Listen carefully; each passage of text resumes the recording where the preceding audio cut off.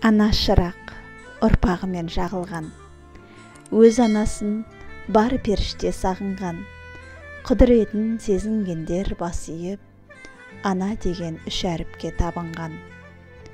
Аман болса ана деген ардағың, күндей болып нұрланады жан-жағың. Қуанышпен бар қайғысын өмірдің, ана ғана көтереді салмағын. Ана деген жылағанды жұбатқан, ана мөлдір жаралғандай бұлақтан, қорған болып аймаласа перзентін, тәңірінен амандығын сұраған. Ана ғана шын ұғынған жаныңды, ана берген жүректерге жалынды, қарызыңнан құтылмайсың мәңгілік, аналардан аямаңдар барыңды. Ана деген түн ұйқысын төрт бөлген, ана ғана өткізеді өткелден, жадыратса жаздай етіп жаныңды, шуағы ыстық аумайтығын көктемнен.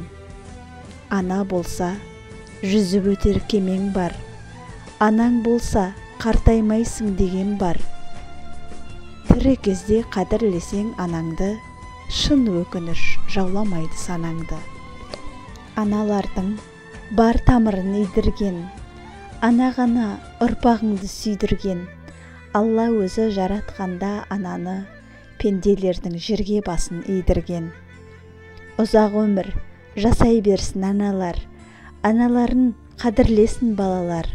Шаңыраққа шаттық нұрын сыйлаған, аман болсын ақ жаулықты аналар.